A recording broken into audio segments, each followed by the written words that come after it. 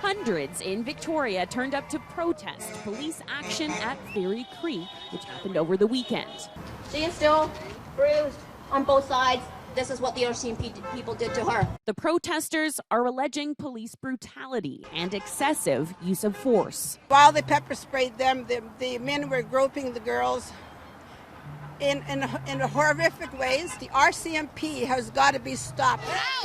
Excuse me, did you see that he grabbed These videos circulating from this weekend show a crowd of around 60 Fairy Creek demonstrators blocking a road. Shoving ensues.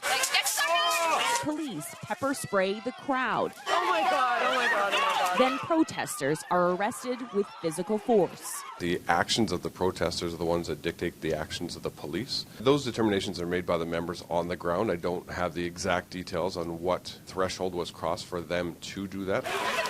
The allegations of excessive force are catching the federal politicians' eyes as they campaign for election. The RCMP have practiced violence, and they have not been respecting the legal right of protesters to gather. Online, several NDP candidates shared a letter on Twitter calling for a federal inquiry and an independent investigation into the police actions at Fairy Creek, something the RCMP says it's open to.